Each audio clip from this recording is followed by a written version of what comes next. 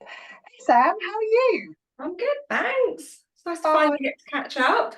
yeah, I know. God, it's been such a long time, hasn't it? Hmm. Um, it's it's been a crazy long time. Um, I think we need to deal with the elephant in the room first, potentially, Very much. which is the fact that with best intentions, launched the Veterinary Nurse Network, the Thrive Tribe, in um, sort of the tail end of last year. Mm, And then being human, lots of a tsunami of stuff came our way, and unfortunately, that meant we had to park it a bit. indeed. Yeah, Yeah. it's life at the moment is tricky, and I think within the veterinary profession, there's so many things going on, aren't there? There's like like Mm. all these challenges. So Yeah, and for me, I couldn't really predict what was going to happen with, because most people know that I have three jobs because I like to collect jobs, like I like to collect letters, and there's been changes in some of those roles that I couldn't predict, didn't know about at the end of the year. And then that coupled with the demand for the CPR training has just left me really stretched. There's a bit of a life lesson there in that I've kind of realised that I probably need to do something about that. Haven't quite figured out what that is, but currently it is not sustainable. um, and I think most people know that obviously Katie and Claire have joined me with the CPR.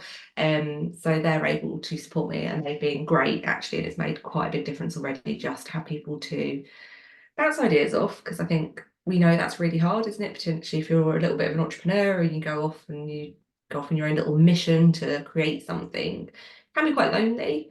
Um, so it's just nice to have them too to, they've been shadowing me on some training, they're ready to go, they've got their booking sorted, so that's really exciting.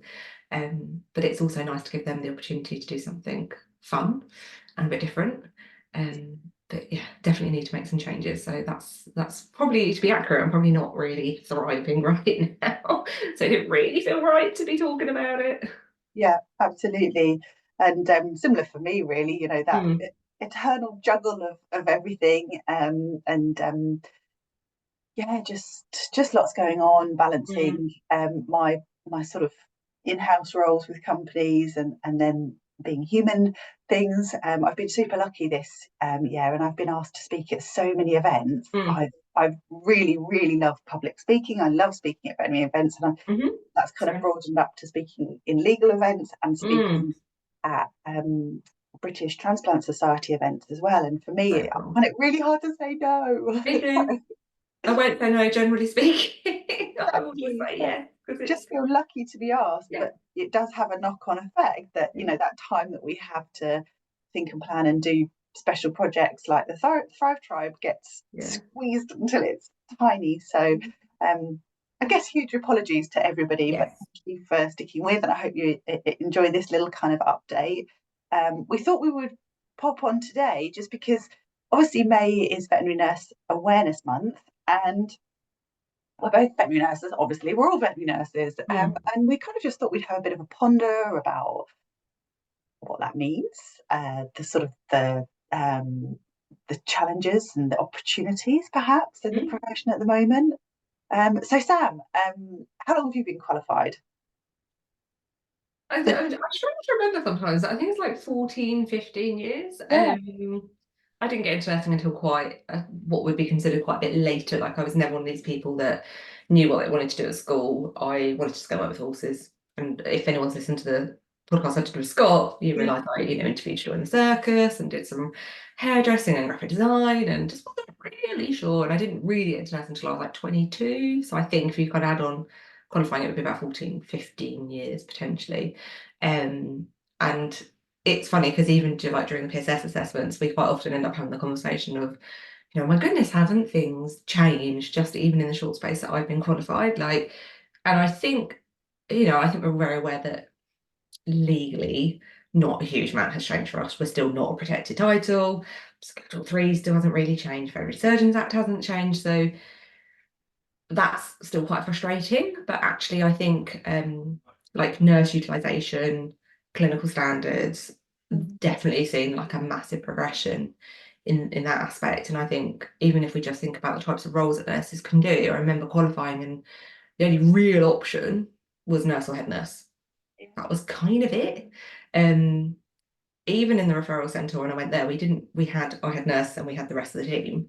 And it was really interesting actually to see over the years I was there, the roles that developed. So I was one of the first static roles, then we kind of had more static roles, and we started having heads of areas, and then there was like medicine nurses. So just even within those 10 years, there has been, I think, a huge change in opportunities for nurses and the options that we have. And maybe, yeah, and I think that's really exciting. Definitely. I would definitely agree. So I've been qualified 24 years. So, I think there's been a huge amount of change Mm, within that time. I sort of, it's difficult when we haven't seen major legislative change to mm-mm. really kind of get into the weeds of it, isn't it? But then I think back to sort of 24 years ago, the landscape was totally different. We didn't have um, all of these big referral centres, for instance. So, vets, GPs in practice, they perhaps did more of the surgeries that perhaps now we would choose to refer. I think veterinary care is probably maybe got safer. I think there's more opportunity for understand patient safety and to Yeah, put yeah, things in place. I think we've taken great lessons from different professions, from human healthcare and what have you. sure.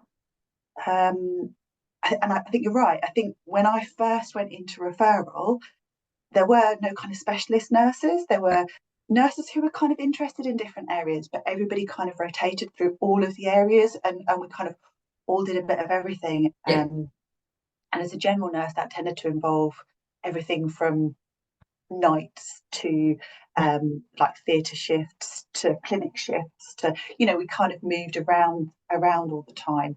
Which I And don't think is a bad thing, because I think there's no, a lot to be said for, you know, and I do wonder if our qualification is, we kind of assume people will qualify and be able to do everything, and actually it's 2 to 3 years, depending on where you study, which was probably fine 15 years ago. But when you think what nurses do now, is that really enough that as soon as we put our pair of greens on, our set of greens, that we could go everywhere and do anything? Like, I think having that really solid background of experience in different areas, different skills, working in a primary care and working in referral offers you opportunities to learn that you probably don't necessarily get during your training. And I think it'd be really interesting to see if we kind of develop more of a core qualification, and then you do your add-ons, which we've kind of already sort of got the framework for, but just like you yeah, said, none of those things really affect legislation yeah, and exactly. legally what you can do any differently, and I think that's very different to human healthcare, which I think is also a really interesting point. But then I also love the fact that it's now not just referral nurses specialising, like there are GP nurses who are doing incredible things Yeah, and yeah, specialising and taking their skills to the next level. And I'd also argue that I feel a bit like a lot of stuff is going back to primary care now as well. yeah. No, I absolutely have seen that trend as well. Hmm. And like, I think there was this kind of um Like TPLOs is a good example, isn't it? yeah, TPLOs, and I think more GPs also having like, maybe there's more people who have like specialist Yeah, niches in practice 100%. and are not afraid to kind of Yeah, put the knowledge and skills behind that. yeah, And also for vet nurses and GP, I think being a GP nurse is brilliant. Often I balance the locuming I do between GP nursing and referral nursing now, because um I love the fact that you get more client contact, and you get to feel that appreciation from the clients that perhaps when you're working in referral, you're very much distanced from them. So, yeah, or yeah. that's how I feel. I know there'll be some roles within referral that would be Mm. different, Hmm. but and yeah, so I think we have changed quite a bit. It would be really lovely if one of the positive things that comes out of the CMA is that we get a new Veterinary Surgeons Act, that we Yeah, get to protect the vet nurse title. And as part of that, we kind of have a more structured framework about what we can absolutely. do, and Hmm. how we can put our brilliant skills to use Mm. in a way that's really positive. I'd love to be able to say the vet nurses didn't have to ask to turn a dial. That would be That'd be the goal, wouldn't it? oh and it's funny because the research that I'm doing into the non-technical skills that vet nurses need when they're monitoring anaesthesia is so funny because everybody that I've interviewed, nobody said, "Oh yeah, I know, I check every time I touch that vaporizer dial, I check." Everybody's like, "No, I think the vet would think I'd, you know, having a problem if I was asking. They just expect us to do it. So it'd be great to have that recognition that our Mm. skills are, you know, we can make Mm. correct decisions Yeah, within the bounds of safety, of course. Um, always. yeah, exactly, always. So I think next 20 years, where do you want to see? Mm. Um, I mean, I'm really not a nurses doing surgery person. Like, I don't get the obsession with doing lump removals and tail amputations. It's not my thing, but I know for a lot of people that's something they really want to see nurses doing more of, and perhaps that would make us a little bit more efficient. Perhaps that would be a good way of delegating. For me, I think my kind of hopes would be that definitely anaesthesia is something that we really improve. Um, and we have anaesthesia, like, advanced practitioners. And I'm not saying that when you qualify, you should be able to monitor a GA solely and responsibly, because I actually think our training that we are able to cram into those 2-3 years is probably not adequate. Um, but I do think that if we are doing something that is a recognised additional add-on, that should enable us to be responsible for perhaps induction of anaesthesia, adjusting that dial. And I would like nurses to be able to do that as their roles. That would be for me one of my main hopes and dreams. I think from a nursing care perspective, we're already quite good at utilising our nurses. We're already, doing things like placing O tubes, managing central lines, placing arterial catheters. But it would be nice to perhaps, for me, it would be nice to see some of the techniques that are used in referral, maybe being sort of trickled down to primary care again, because a lot of what, it's not anything special that you need, it's just that knowledge and confidence. But we're seeing that, we're seeing practices being a lot more proactive with things like neuromuscular, like with local anaesthesia, with blocks, managing their anaesthesia a little bit differently. But yeah, I think for me, I would like the title to be protected, and I'd like the additional qualifications that we all do to actually mean something. Because at the moment they don't. They're nice, and I've got many, and I like them, but it'd be really nice to actually have very clear career pathways for people who have done X, Y, and Z. And yeah, if that means lump removals float your boat and you want to see that more often, then Yeah. but there are sites that are already doing that really well. And I think, for me, one of the things, so I was in America last week, and one of the most interesting things we did was we went and visited another hospital. And we sat down and had a very open and honest conversation of the challenges that we had, some of the things that they'd done, some of the things we'd done. And the guy who was kind of leading the tour, Kiko, was saying that actually, wouldn't this be nice if this was more of a culture? Rather than, and I've had it like people saying, oh, I've stolen a hospital sheet from somebody, like I want to copy it. That's not copying, that's not stealing, that's sharing best practice. And I'd really like us to have that slightly more open culture where not only do we learn from mistakes, but we also learn from each other in a more positive way. And I think we're possibly not that good at that at the moment. Like, do we take the time to go and talk to other people in the way that we did on Thursday? Not that often, mainly because we don't have the time. Um, but equally, I think perhaps that's something that we could introduce more into our conferences and congresses and try and get that sharing best practice. Yeah, I totally agree. And I think it comes back to this kind of culture of, being compassionate and Mm. lifting each other's up. Yeah. Feeling that we can fix somebody's crown if we see it, slipping, or we can, make that suggestion. Or if somebody comes to us and says, "Can you help?" Then, Yeah. yeah, Yes, I can. yeah, Yeah. exactly. Yeah, I'll try my best. Or this is how we did it, and this, because by sharing all this stuff, at least then we can avoid the pitfalls that other people have Mm. avoided, or had to endure and then kind of have to And overcome. that's the thing, there's this sort of element of we almost have to wait until we make that mistake or wait to experience that challenge before we do something about it. And wouldn't it be nice if we could just prevent those things from happening by learning from others rather than just waiting for the inevitable? Definitely. That just makes Mm. sense, right? Just Mm. makes sense. Yeah, that's crazy. Yeah, and similar to you, I'd like to see, obviously, title protected. I would really like to look towards like like you say, pathways of progression for vet Mhm. nurses so that we can really focus in on what we love and drill that passion into what we're doing, because that's going to make us sort of hopefully healthier and happier and kind of more purposeful in our work.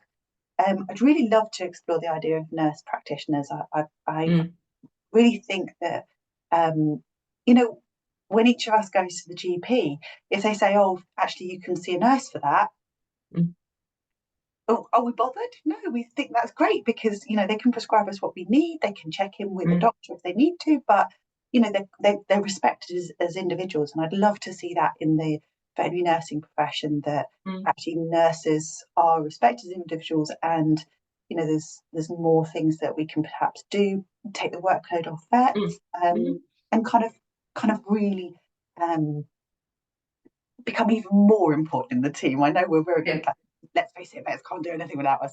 So we're already very important, but um, I'd love for us to see the recognition and to have that Mm, respect. I've talked to a lot of nurses recently about what that would look like, and even silly things like making sure that we get the appropriate recognition and thanks. So, if it's a thank you card from an owner, it doesn't mention a vet nurse. Very often they just see the vet. So wouldn't it be mm, lovely if actually the whole team was recognised? And mm. yeah, for me, just making sure everybody feels that they have purpose and they can progress in the way that they want to, and they get the support to do that too, because I think But that's important. I do also think there's an individual responsibility for that as well.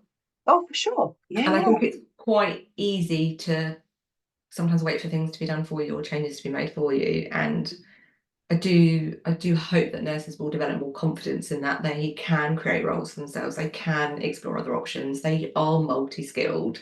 And I think it's really easy to sometimes get a bit, downtrodden and a bit, and you just kind of tick along doing what you're doing. And that's kind of what's pushing me to do the coaching, is actually a lot of the roles at North Downs I created. They weren't advertised. They were things that I saw an opportunity and was like, right, let's make that a thing. And I do wish that more nurses would maybe feel a little bit more self-worth and a bit more empowered to do the things they wanted to do. But I've always been very lucky and worked with people who are very supportive and would listen to nurses, but I have also encountered others that perhaps don't. And I think that has quite a big impact on individuals. And I'm kind of hoping that with your events like you're running, and the Thrive Tribe, and trying to introduce more webinars, things like that, and really connecting people with those people that can support people and give opportunities, I hope that people realise that actually your nursing qualification is something that, can open many, many doors. Like I said, I've just come back from a trip to America, and that's from a yeah, nurse and patient safety council, which is really cool. And I yeah. would never have said that 14 years ago that'd be something I'd be doing. No, I think that's the other thing, isn't it? It's like you say. For me, I when we're organising stuff like How to Thrive, I really Mm. want people to understand that it might feel that people are alone in that problem that they've got, but Yeah, they're not. actually there's probably lots of people who might have felt that Mhm. way before, and if we can connect people and make communities so that people can start to chat about it in a really positive and empowering way, Yeah, then that's going to be really helpful for people. I think as well, like us being honest. I spoke to Lacey the other day and she sort of was like, "Oh, how are you?" And I was like, "Honestly, mate, like not great, like struggling to get enthusiastic about stuff, feel completely overwhelmed with life." And I think you don't want to be a Debbie Downer, but it's very easy, particularly social media, to see things and be like, "Oh, look at that, it's all great, it's all roses, off they go and doing this and that." And yes, but you also, yes, you can do anything, but you can't do everything. And I'm Yeah, starting to realise that. And I think that kind of explains our absence for a little bit, where we've been sort of trying to figure stuff out. And like you said, when you get these opportunities, you want to say yes and you want to do them, but equally there is a balancing act, isn't there, to be had. And the challenge, like you said, the challenges that you might be facing individually, I would guarantee that somebody else is feeling that way. And even if you two can just kind of, if we can connect those sort of people to work together, yeah. um, to maybe tackle some of those things, that I think that again would be really positive. Right. Just also it helps us work smarter, right? Yeah. If we find somebody else who's walked the path before, then Yeah. we can. It's just a smarter way of working. But yeah, I think that's something that I keep coming back to. Is somebody very helpfully shared with me a little while ago. That if I say no to something, then I'm saying yes to something else. So when Yeah. I feel like I have to say no, I really hate it. a massive people pleaser. So when people say, "Can you?" I'm like, "Yes, yes, yes, that's fine." And then even if it really doesn't work for me or what have you, then I end up going on this path. Um, and so somebody said to me a couple of weeks ago, Helen, what you need to do is you need to think, actually, what am I saying yes to by saying no to this? Is even if it's, nothing work related. So is it more time with your family? Mm. Is it being able to put more time into your PhD? Is it something like that? Actually, don't see the no as a no, because actually it Mm. means a yes for something else. So Yeah. yeah, my thing at the moment is trying to just really have a clear vision of what like my passion and purpose is, and not get distracted by other shiny objects. That's all the time. All the time. Something shiny comes along and I get excited, and then I'm like, oh, hold up, is this actually a goal? Or no. Yeah. But I would also say, I don't think that it's always obvious what those things will lead to. No, exactly, and that's another sort of thing that I always think. What is it what can this mean? So when I was asked to speak for, obviously I love speaking about civility. Civility is a massive passion for me. So when I was approached by the British Transplant Society, sort of human healthcare Mm. nurses, I was like, of course I'll come. Of course I will. Mm. And this has led to me doing more of those kind of events. But you know, for me, if I'm talking about civility, then it's definite purpose. So I'm happy to say yes to that kind of thing. But Mm. yeah, and who knows where that will lead? It's a wonderful mystery tour, but it's amazing talking to human healthcare nurses and talking to them about the challenges they feel, and looking at Yeah, how I'd like similar to they record are that. actually. So yeah, and kind of, you know, along with that, I talked to human healthcare nurses recently, and I was asking them, what's the best things that's happened in your profession recently? Does the banding system, does that, agenda for change and all of that kind of stuff, does it work? And they're like, nope, it doesn't work. It's not the answer. So really interesting. Well, I think as well, like, I think we get very fixated on the money. Yeah, yeah. I've been very open and honest and said I would say the time I've had the most job satisfaction and went home feeling like I did an amazing thing and got a buzz was not when I was being paid the most. Yeah, that's so true. That It is really so wasn't. true. I mean, and it's just at the moment it's just particularly challenging because we all know everything's going up. We know our car insurance is going up like Yeah, 40%. We know our home insurance is going up. We know petrol's gone up. We know food's gone up. We know like literally everything is going up. So it's not unreasonable to be quite focused on the financial side of stuff. But I do think it's important to recognise that financial doesn't necessarily equal job satisfaction or happiness. Obviously it's a lot easier if you don't have money stress, for sure. But yeah, and so for me, again, a lot of things, like if I've spoken to some of the student nurses and some of the colleges, it's more, okay, so let's put money out the equation. Do you want to not work weekends? Or do you not want to work nights? Or do you want to be using your nursing skills to do X? Or would you really want to work with an amazing team? Like, what is it that is going to bring you happiness and joy and allow you to thrive in your role? Because yes, the money is great, and we know that. We don't need to pretend that money is not important. We know it is important, but there are many other things that will lead to that, that feeling that you're just really thriving in your role. And I think until you're clear on that as well, like when you recognize what the things are that motivate you, which I think do change as well over your career, I think that's quite an accepted thing. I think when we get that definitely. clarity, that's where we can really see that progression. Yeah, I was just going to add that actually, that I think it's one of those things you need to kind of check in with occasionally, Yeah, like you go do. back and go, actually, what matters to me right now, and how do I dovetail that with what I'm doing? Because Yeah, because when I was 24, I didn't care about working nights or weekends. Like, because I got to scrubbing on brain surgery and look after patients that had full rhodotomies. Like, that was really cool. So yeah, weekends, fine. And now yeah, I'm older and I've got multiple immune stuff and I'm tired and I've got a kid. I don't really want to work weekends. Like, no, I no, just don't. I'm quite like, I just don't. I'm really sorry. Like, I don't want to work nights. My body doesn't like it anymore. So for me, what your sort of non-negotiables are and what your motivators are, mine have changed quite a lot. exactly. And also, I That's was okay. just going to add to that, the side hustle might also be like something that comes your way as I mean, for us, we've both Mm. started off with side hustles that have actually become much bigger than just a side hustle. So I think that's another thing, isn't it? Looking beyond the sort of the people might think is the normal route or path, and not being afraid to explore But around. that's scary. That's scary. Like It's even scary. now, I'm thinking, oh, maybe it'd just be like a lot easier if I just work like 4 or 5 days a week for one person. Yeah, that would be a lot easier. Definitely. Before Christmas, I had a complete wobble about everything. Mm. Most people heard me talk and would have known that I worked at the Animal Health Trust, which shut very suddenly. Mm. And yeah, I had a complete wobble one day, and my husband said to me, "What's the matter?" I said, "I just want to go back to the trust. I just want to go back to working 5 days a week for somebody, enjoying it and doing that." And sometimes you will have those wobbles, but then of course, by the time when I'd taken some time to process and figure out what was going on, then I realised how lucky I am now. So yeah, I love that, but I also love what I do now. So it's just a case of checking in, allowing those feelings, and moving with them when they come, I guess. But also, nothing's permanent.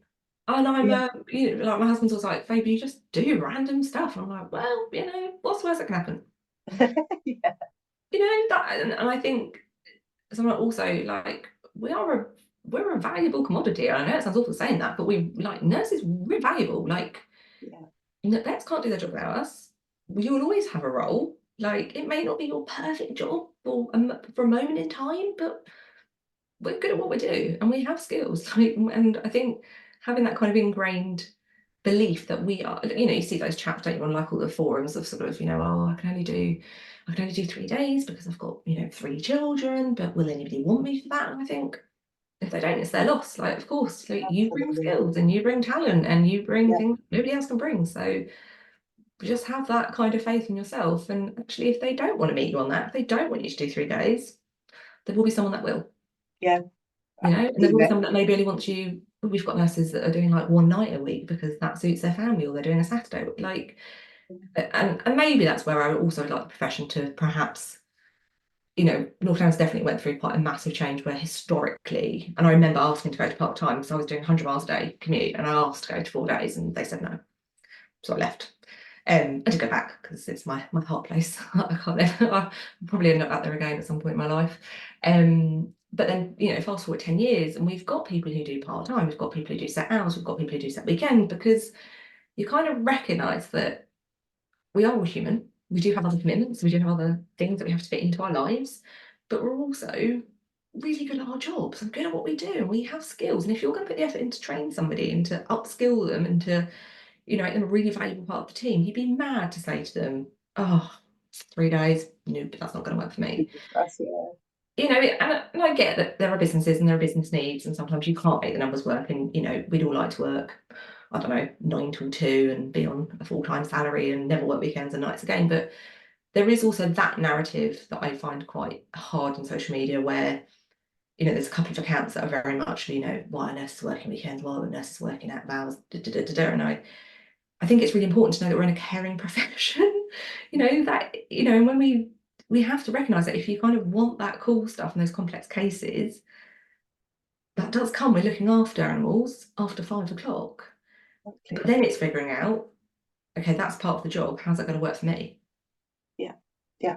And that's really hard, isn't it? So I think nurses being a little bit more confident in their skills and abilities and knowing how valuable they are is something I'd really like to see. But then I would also like the profession kind of maybe just be a little bit more open to stuff sometimes. There are practices that do it really, really well, and managers that do it really, really well, and vets that do it really, really well, but there is still a little bit of an undertone.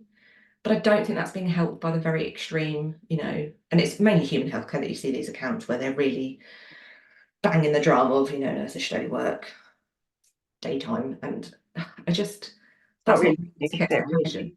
It's not realistic, it's not going to happen. Like, animals and people don't get sick between 9 and 5. But it's also recognising that people want to be fairly compensated, and we don't want to work Friday night to Monday morning anymore. I don't want to do that anymore. Going to I tell did us it. off quite quickly. It wasn't very much fun. And yeah, I think it's exciting at the moment. I do think we've progressed loads. I think there's lots of opportunity for people. Yeah, people and their confidence. And it is hard at the moment. We know it's hard at the moment with all the stuff that's going on. But just kind of maintaining that belief in yourself, I think, is really important as well. Touching back on what you were saying, I was just reminded that the fact that actually when I joined the profession, I had it in my head that my career as veterinary nurse would only last until maybe the age of about 30. I'd kind of set a little bit of a limit. I thought I'd have to diversify out of the profession completely at that time. Yeah. And that was really because when I joined, there were absolutely no nurses who worked part time. So that's No. a profession. At least now we have that option to do that, to be, I thought the minute I decide to have children, or if that's Yeah. where my life goes, then I'll be turning in my resignation basically because there won't be a position for me. So I Isn't think, that amazing? Like, thank you to all the managers and the hospitals and the practices that yeah, finally sort of went, oh, do you know what? yeah. It must be like this. But I had a brilliant. I was talking to some nurses the other week about this, and two nurse clinical directors, and they were talking about the fact that um, well, you get somebody who wants to work part time, then you find somebody else to work part time, and then you have one job, and you just have two people do it. I was like, yeah. I mean, I think there are implications from, I do think that costs businesses a little bit more to have Yeah. multiple part-times. But then you've also got to think, how much does it cost to recruit people? Yeah, well, there's some stats around that, I think, and to recruit a veterinary nurse at the minute is between 25 and £30,000. That's a lot of money. Yeah, yeah, madam, that's like a whole year's That's a lot of wage. So money. keep your nurses tight, right? But also, I think, obviously you do a lot of work with culture, and I think, yeah, we have to be aware of the impact that those sort of decisions also have on our culture and our reputation. Yeah, And if you can be, like you very much have just said, if you can say yes, then say yes. yeah, But I think that works both ways as well. Like, if you don't have a commitment on that evening and the emergency RTAs come in, then of course we're going to say yes and we're going to stay and look after it because that's what we do. But we want that reciprocated. We want that it to be a two-way thing and not. And I think sometimes historically, and maybe even now, people do feel like it's not two-way. yeah, definitely. And that reminds me. So there's this brilliant concept called the emotional bank account, Oh, I know. I love for you to talk about that. I'll share it very quickly. That I love the fact that an emotional bank account basically takes into account the fact that sometimes you're going to have to ask somebody to do something they won't want to do, and so you need to kind of build up currency so that when that happens, you can ask them and you don't feel massively awkward about it. So it Mm. is things like staying that little bit extra, supporting people, and doing the small things. If somebody needs to go to an appointment or they need some help with something, then giving them that extra help so that you know I think we do need to go back to that kind of culture. Because also the other thing I love about I used to be still worse for staying late. You had to kick Oh me yeah. out because that's when the exciting stuff happens, right? That's when the magic happens. That's when you get really into the weeds of emergency care Yeah. and things like that. Cool stuff. And get invited to the party. I think that's it. Another great thing about the emotional bank account is that if you show your passion and your happiness to go a little bit further, then somebody's going to come back and give you the opportunity that perhaps they wouldn't have if they hadn't seen your Yeah. passion previously. So But caveat, you need to manage that to make it sustainable for your life, which I failed at recently. But I do think that's also really important is that yes, it's nice to say yes to things, and yes, it is like, to be involved in the cool cases, but there is nothing wrong with setting your own boundaries. And I don't know if did you see the reel that was going around about it wasn't great. People who weren't parents did a very inappropriate reel, shall we say, about people who did have parents in veterinary profession. And sort of saying, oh, if you don't have a kid, then you're the one that's expected to stay late. If you don't have a kid, you're the one that's expected to go and be like X-rayed and things like that. And yes, there is an element that obviously kids bring an additional responsibility, but equally there is nothing wrong with setting your own boundaries, child or no child. yeah, Like, yeah, you I are don't think responsible for your own boundaries. So yeah, you set them and you uphold them, and you don't have to have a kid to make that a reason to do it. I mean, I do think we have to be understanding, and that's definitely something I've learned from becoming a parent, is that there is not much flex in parenthood, no, particularly nowadays where we're doing it a little bit older, maybe our parents aren't as involved, we don't have people, do you know what I mean? Like, it's the kind of, culture and lifestyle of having children now is very different to probably what it was 20 years ago. So that does come with challenges, but equally, don't wait to have a child before you kind of set boundaries and standards for yourself. Like, it's okay to do that and be child free. definitely, definitely. But I would always say I think everybody should be compassionate to everybody else's Yes. needs and understanding and seek to understand because for me, I remember going back into practice after having my children, and the mum guilt was so Oh no, it's intense. Like, awful. I felt guilty for leaving the children. I felt guilty for not being able to do as much as everybody else. I felt horrendous if I had to leave to go to do the school run, Mhm. even if my hours were worked to do that. If something was going on, then it broke my heart to leave, and I felt so sort of almost a little bit isolated in that respect from the team It can because be, can't it? I felt it really hard to do it. Mm. So, but yeah, I've been on both sides of that coin, and it's hard either way. But yeah, I think boundaries for both people, and talk about it. Talk about what works, what doesn't work, what Yeah. you need, what the other person needs, and make it But we're make it also not at the point where people will do that for you yet. no, That would be something maybe in 20 years you'd like people to do, but we're not at that point where people are going to do that for you. Some no, might, but the majority, it does need to be you setting them and upholding them, yeah, exactly. which isn't always easy. No, no, exactly. So what have you got coming up, Sam? Oh God, oh lordy. Well, yeah, so this is a really good example of how. So 1st of June is the 360 day, which is really exciting. So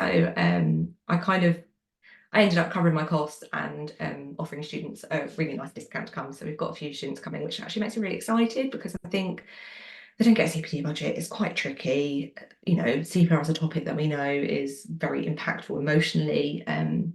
So Courtney and I are doing that on the 1st of June, which is going to be really fun because it's a nice small group. So we're going to have loads of hands on, and it's like my favourite topic, isn't it? You know me. And then we've got BVA Live, which is one of my faves. It's like a little mini London Vet show, and I just love it. And I'm doing my cognitive aids talk, which I did kind of say on Instagram the other day, like, if you just be a little bit open-minded and come to something that maybe isn't like a sexy topic, that'd be great. Because I've really enjoyed writing it and I've learned quite a lot, and I think there's things that people can share. Then we've got the Plumpton South East Veterinary Day, that's in July. Retreat this year as well, and BVNA. So it's really exciting. Lots going on. Yeah, loads. I'll see you at some of those things. So what Yeah, have I got I mean, going? people, yeah, exactly. Come and say hi. Like, I love, like, the reason why I like doing it is I like meeting people. I spend my life, like, Yeah. you I love conference speaking for exactly that, and the yeah, ability to catch up with people you don't yes, see very often, and just have those, those moments with people. So I'm doing. Where are we now? Look at my calendar. really go, won't you? BVA Live, yeah, talking about courageous leadership and a bit of civility in there, Yes. compassionate conversations, navigating conflict, that kind of thing.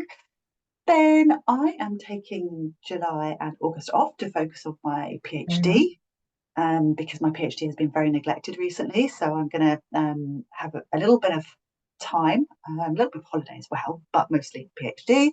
And then back into it in September, very busy September. So, Um, we've got your retreat. I'm going to China to speak for the World Small Animal Veterinary that's Association so at their cool. conference, and then maybe going to Denmark for a conference to speak about civility. Um, yeah, and then we've got How to Thrive just for LBS That's in good. November. So yeah, so gosh, I think the rest of the year is going to go super quickly because it's going to be really, really busy, but all really exciting stuff. And I really hope anybody listen to this who fancies coming to How to Thrive, check out the agenda. We've got some amazing speakers and Yeah, you really do. hopefully some support for people and building those connections and introducing people to other like-minded people who need some support and some community around what they do. So yes, exciting, so much excitement, and yeah, feel very, very lucky and very grateful to be doing what I'm doing. Same. And then hopefully we'll manage to do a Thrive Tribe brunch or something at some point, which will be Would be lovely to kind really of great to launch the community properly, properly. and yeah, that would be great. But equally, Yeah, I think this is a really good point to say to people, what do you want from the community? yeah, What do you need from the community?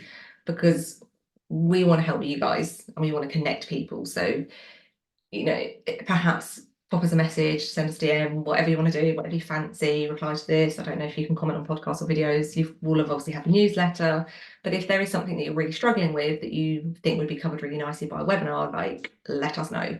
Yeah, definitely, because that's the beauty of our network as well, isn't it? You Yes. know, we might not know the actual No. person, but we will know somebody who would know the person. So, like, let's let us know what you want, and Yeah, let's do that. Let's start these conversations, and because we'll enjoy them too. Let's face it. So, absolutely. yeah, brilliant. Okay, right. Well, um, I'll speak to you again soon then, Sam. Yeah. I'll see you at BVA Live. Yes.